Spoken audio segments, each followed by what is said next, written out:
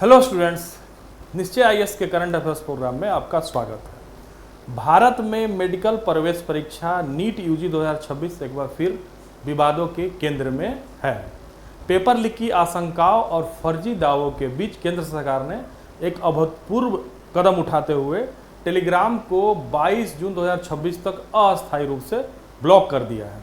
यह कदम केवल एक ऐप पर प्रतिबंध नहीं है, बल्कि यह परीक्षा प्रणाली की विश्वसनीयता, डिजिटल प्लेटफॉर्म की जवाबदेही और अभिव्यक्ति की स्वतंत्रता के बीच संतुलन से जुड़ा एक महत्वपूर्ण मुद्दा है। तो हम इसी के तहत जो है इस टॉपिक में आज चर्चा करेंगे। जो मेन मुद्दे इससे उभर कर सामने आ रहे हैं ये आ रहे हैं कि जो हम समझने की कोशिश करेंगे इस वीडियो में कि टेलीग्राम पर बैन क्यों लगाया गया, साथ ही साथ जो है नीट पेपर लीक विवाद क्या है। इसके अलावा जो है आईटी एक्ट की धारा जिसके तहत इसमें 69A को हम समझेंगे कि क्या है, जिसके तहत इसमें टेलीग्राम के ऊपर जो बैन लगाया गया है। साथ ही साथ हम डिजिटल प्लेटफॉर्म की जवाबदेही का भी जो प्रश्न है उस पर भी हम चर्चा करेंगे।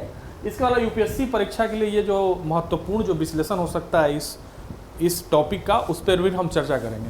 तो कृपया करके शुरू से अंत तक आप इस वीडियो में बने रहिए। सबसे पहले जो हम इसको समझते हैं कि मामला क्या है जिस वजह से टेलीग्राम पर बैन लगाया गया। नीट यूजी भारत की सबसे बड़ी मेडिकल प्रवेश परीक्षा है जिसे नेशनल टेस्टिंग एजेंसी द्वारा आयोजित किया जाता है। ऐसा सभी लोग आप जानते ही होंगे।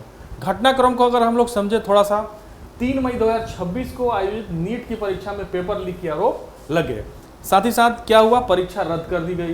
पुनर्परीक्षा 21 जून 2026 को निर्धारित की गई। इसी बीच जो है टेलीग्राम पर कई चैनलों ने दावा करना शुरू किया है कि उसके पास नीट री एग्जाम का प्रश्न पत्र उपलब्ध है। कुछ चैनलों के नाम भी उसमें आए हैं। इंडियन एक्सप्रेस अखबार में यह खबर आई थी कि पेपर लीक नीट है उसमें। जो ये चैनल है टेलीग्राम चैनल है, उनके नाम भी बजाता जो है इंडियन एक्सप्रेस अखबार में ये आया है। टेलीग्राम के जो चैनल के नाम हैं उनके उसमें जो खबर छपी है उसमें ये नाम आया हो, उसी के अनुसार हमने यहाँ उनका नाम डिस्प्ले कर रहा हूँ मैं। जैसे पेपर लीक नीट है, री नीट 2026 है, प्राइवेट माफिया है, री नीट माफिया है। इन सारे जो कुछ चैनलों के नाम जो है जो टेलीग्राम चैनल है उनके नाम प्रकाश में आए हैं। ये दावा कर रहे थे कि इनके पास जो है री एग्जाम के पेपर हैं। इसी बीच जो है सरकार ने इस पर जो है 22 जून तक प्रतिबंध लगा दिया इन्हीं घटनाक्रम को देखते हुए। और ये चैनल छात्रों और अभिभावकों से हजारों से लाखों रुपए तक की मांग कर रहे थे। तो ये बहुत बड़ी ये घटना है जिस वजह से सरकार ने 22 जून तक टेलीग्राम को ब्लॉक कर दिया है। और जैसा कि 21 जून को री एग्जामिनेशंस का डेट निर्धारित है, इसी को देखते हुए जो है 22 जून तक इसको ब्लॉक किया गया है। अब हम देखते हैं कि टेलीग्राम निशाने पर क्यों आया, क्यों जो है इसको जो है प्रतिबंधित किया गया, 22 जून तक ब्लॉक किया गया है। इसमें टेलीग्राम की कुछ विशेषताएं हैं जो इस तरह की कार्य करने के लिए जो इस तरह के जो चैनल हैं जो लिप्त हैं, जो इसकी कुछ विशेषताएं हैं जिस वजह से इस पर जो लिप्त हो जाते हैं, संलिप्त हो जाते हैं। इसमें कुछ विशेषताओं के कारण ही जो है ये टेलीग्राम निशाने पर आता है।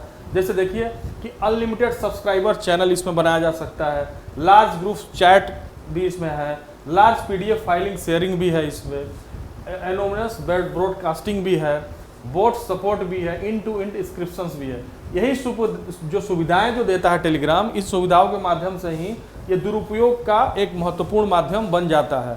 जिस वजह से जो है जो शिक्षा के से जुड़े हुए जो ये चैनल हैं जो अपने आप को दावा कर रहे हैं कि हमारे पास जो है इसका पेपर लीक उपलब्ध है, पेपर हमारे पास है, वो दावा करने के कारण ही सरकार ने जो है इस पर रोक लगाया।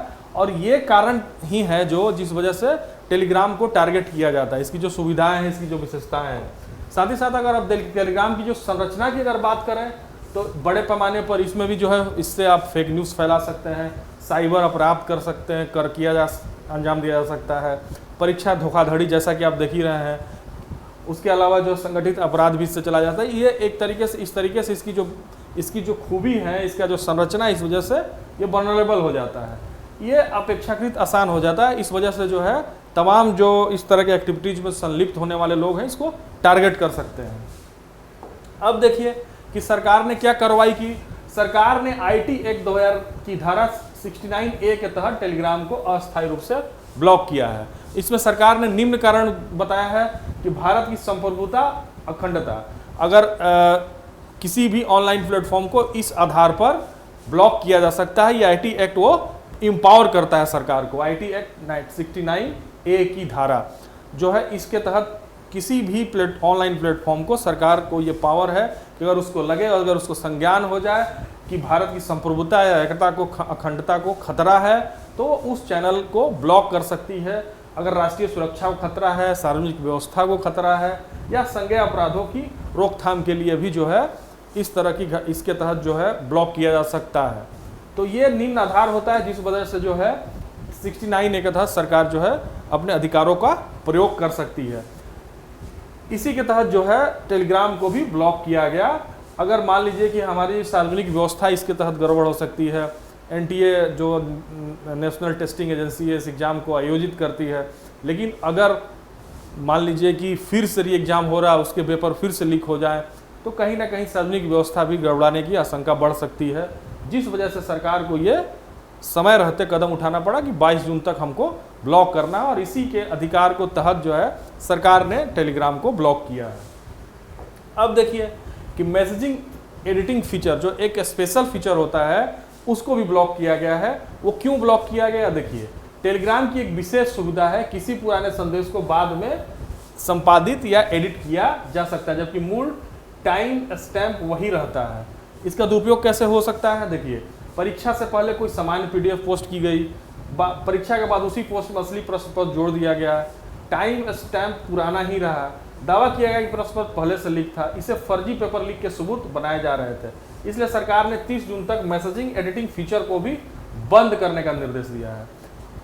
एहतियातन 22 जून तक तो उसको ब्लॉकिंग किया गया है। 22 जून के बाद भी जो है उसका जो स्पेशल फीचर है मैसेजेस एडिटिंग ऐप को, एडिटिंग जो उसमें फीचर है, सॉरी, उस फीचर्स को भी सरकार ने 30 जून तक अस्थायी रूप से उसको बंद कर दिया है, ताकि इस फीचर का दुरुपयोग न हो। अब देखिए कि बड़े सवाल जो सामने आ रहे हैं, इससे उस सवालों पर भी हम विचार कर लेते हैं। देखिए परीक्षा प्रणाली की कमजोरी एक उभर कर सामने आती है, जैसे लगातार दूसरे वर्ष नीट पेपर लीक विवाद सामने आया है। अब इसमें प्रश्न जो उभर कर सामने आ रहा है कि भाई प्रश्न पत्र की सुरक्षा कैसे होती है, सुरक्षा क्या इतना कमजोर है कि जो लीक हो जा रहा है बार बार, प्रिंटिंग और वितरण प्रणाली कितनी सुरक्षित है, भाई इस पर भी विचार किया जाना चाहिए कितना सुरक्षित है, जो जिस माध्यम से या जिस तरीके से इसको प्रिंटिंग किया जाता है, या इसका जो डिस्ट्रीब्यूशन सिस्टम है उसमें कहीं लूप होल्स तो नहीं है, जिस वजह से जो है इनको जो है जो इस तरह के घटनाओं में जो लिप्त होते हैं उनको पेपर मिल जा रहा है। इसी प्रकार परीक्षा प्रणाली में तकनीकी सुधार की आवश्यकता है। तो इन सारे प्रश्नों का भी जवाब ढूंढा जाना चाहिए, ताकि जो हम एक फुल प्रूफ प्रणाली बना सके, और उस फुल प्रूफ प्रणाली का फल ये होगा कि परीक्षा जो है समय पर होगा, लीक नहीं होगा। तो इन सारे जो कमजोरियां उभर कर सामने आ रही है उस पर विचार किया जाना चाहिए और एक फुल प्रूफ प्रणाली बनाया जाना चाहिए। उसी तरह प्लेटफॉर्म की अकाउंटेबिलिटी भी, अब टेलीग्राम जैसे चैनल की अकाउंटेबिलिटी पर भी एक सवाल उत्पन्न होता है कि क्या टेलीग्राम जैसे प्लेटफॉर्म अपने फीचर्स के दुरुपयोग के लिए जिम्मेदार हैं। इसका अगर विश्लेषण किया जाए तो पहली बार भारत में किसी प्लेटफॉर्म को पूरे ऐप को नहीं बल्कि उसके कुछ विशेष फीचर को नियंत्रित किया गया है। यह फीचर लेवल रेगुलेशन महत्वपूर्ण उदाहरण है।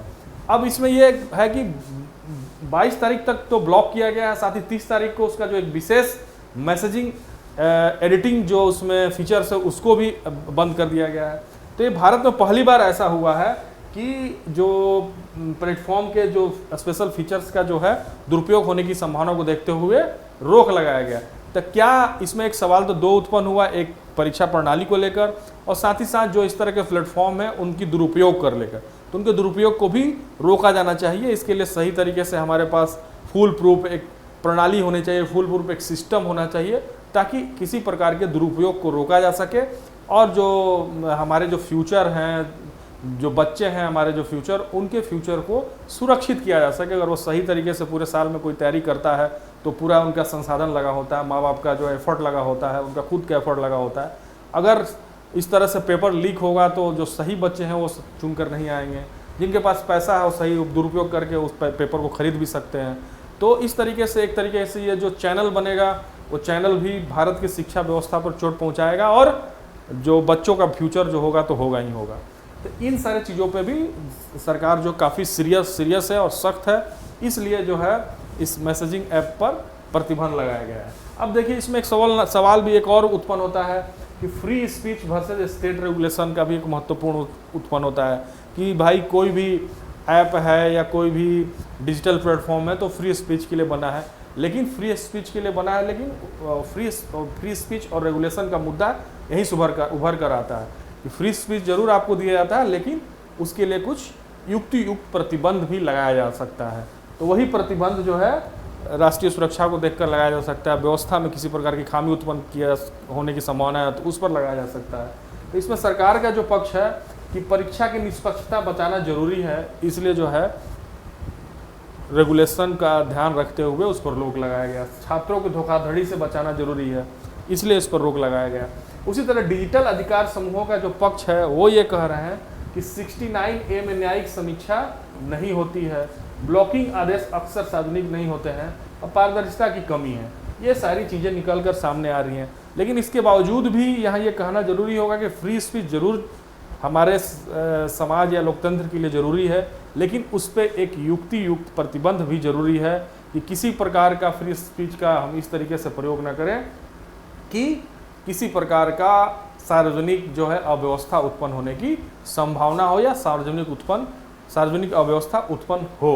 तो इन सारे चीज़ों को देखकर ही अपने फ्री स्पीच के अधिकारों का प्रयोग करना चाहिए और एक हर समाज में एक पढ़ा लिखा वर्ग जो है, एजुकेटेड वर्ग जो है, उसको इस चीज़ को समझना भी चाहिए कि फ्री स्पीच अनलिमिटेड नहीं है। संविधान ने भी जो फ्री स्पीच दिया है वो लिमिटेड रेस्ट्रिक्शंस के साथ दिया है, तो उस रेस्ट्रिक्शंस के बारे में भी आपको जानकारी होनी चाहिए कि वो रिस्ट्रिक्शंस क्या है, ये आपका मूलभूत कर्तव्य होना चाहिए। अब देखिए कि भारत के लिए सबक क्या है ये घटना से। अल्पकालिक समाधान इसमें है कि टेलीग्राम को ब्लॉक कर दो, चैनल को रिमूव कर दो, फीचर रिस्ट्रिक्शंस लगा दो, जैसे अभी फीचर रिस्ट्रिक्शंस लगाया गया है, एडिटिंग जो उसका मैसेज में एडिटिंग जो सिस्टम है उस पर रिस्ट्रिक्शन लगा दिया गया है।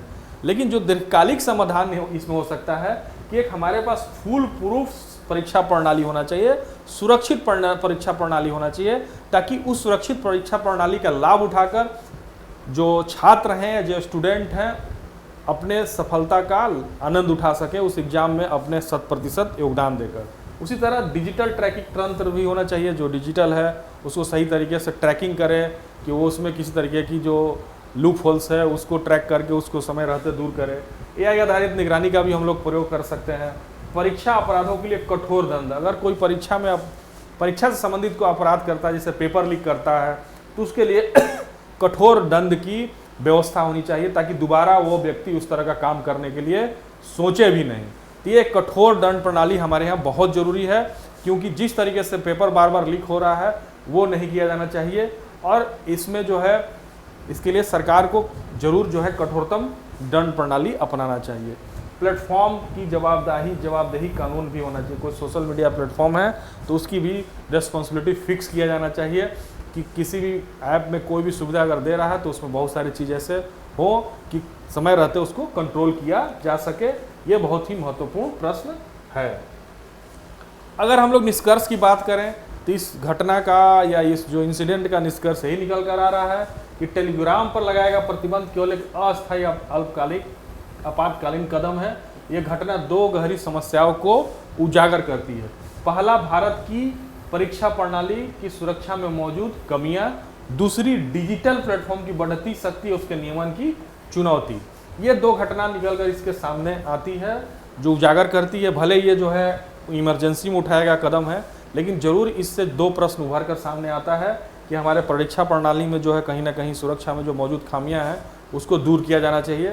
साथ ही साथ जो है जो डिजिटल जो प्लेटफॉर्म है उसकी शक्ति बढ़ रही है और उससे संबंधित जो नियमन की चुनौती है वो भी बरकरार है। तो इन सारी चीज़ों पे समय रहते जो इस प्रश्न का उत्तर ढूंढा जाना चाहिए, ताकि जो है हम आने वाले समय भारत को ऐसी नीति बनाएं कि एक और परीक्षा की निष्पक्षता सुनिश्चित हो, दूसरी ओर नागरिकों की डिजिटल स्वतंत्रता और व्यक्ति के अधिकार की भी रक्षा की जा सके। तो दोनों में एक बैलेंस बनाना भी जरूरी है। साथ ही साथ इसमें जो सबसे जो जरूरी चीज़ है छात्रों का हित और छात्रों का हित, ये बचा रहना चाहिए ताकि जो है उनका फ्यूचर भी सुरक्षित रहे। इसके लिए हमको जो है एक फुल प्रूफ परीक्षा प्रणाली बनाएं जिसमें किसी भी प्रकार का जो है लीक होने की संभावना न के बराबर हो। अगर किसी भी प्रकार की परीक्षा गड़बड़ी करते हुए कोई व्यक्ति पाया जाता है तो उसके लिए कठोरतम दंड का प्रावधान होना चाहिए, ताकि भविष्य में वो दोबारा इस तरह का काम करने का सोचे भी नहीं। आशा है इस ओर सरकार अपना कदम बढ़ा रही होगी। आने वाले समय में देखने वाली बात होगी कि इस विवाद पर या ये इस बिंदु पर सरकार किस तरीके का निर्णय या किस तरीके का कदम लेती है, ये समय बताएगा। मिलते हैं हम लोग नेक्स्ट टॉपिक में। आज के लिए जो है इतना ही। और टॉपिक से संबंधित किसी प्रकार का सलाह या किसी प्रकार का आप राय देना चाहते हैं तो कमेंट बॉक्स में दे सकते हैं। अगर चैनल को लाइक और सब्सक्राइब नहीं किए हैं तो लाइक और सब्सक्राइब कर दीजिए, उससे जो है हम लोगों को अपार समर्थन मिलता है। और इसीलिए इसी के साथ जो आज के टॉपिक में इतना ही। मिलते हैं नेक्स्ट टॉपिक में। Thank you so much.